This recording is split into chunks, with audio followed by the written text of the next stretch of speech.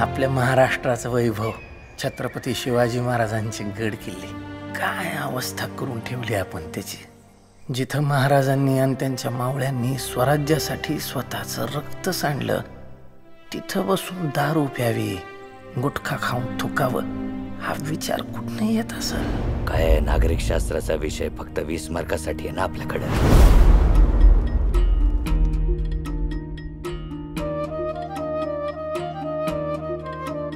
अख्खा plan ready आहे. किल्ल्याच्या विकासाची अख्खी ब्लूप्रिंट टनच झालं म्हणून समजा. सह्याद्रीच्या कडे कपारी घुमतो वारा तुझ्या नामाचा. सातबाऱ्यावर जरी आपलं नाव असलं तरी जमिनीचे खरे मालक छत्रपती शिवाजी महाराज आहेत.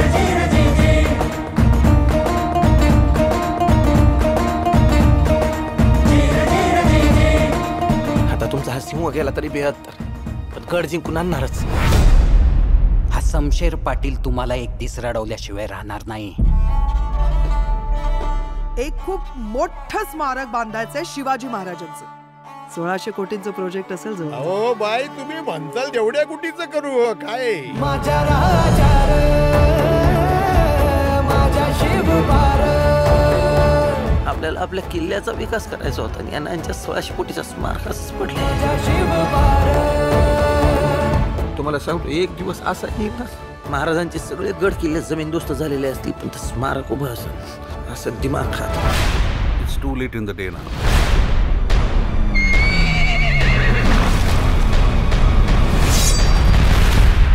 मला एक अशी गोष्ट सापडली की नुसता तणकाच उडत.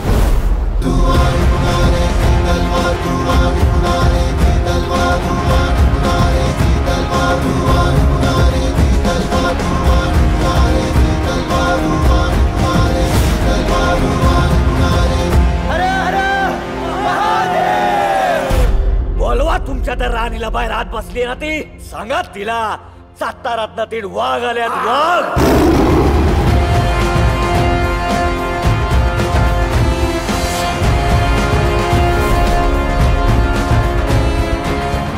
तुमचा मावळा शपथ घेतो, इथून पुढे छत्रपती शिवाजी महाराजांचं नाव स्वतःच्या फायद्यासाठी मी कोणाला वापरू देणार नाही.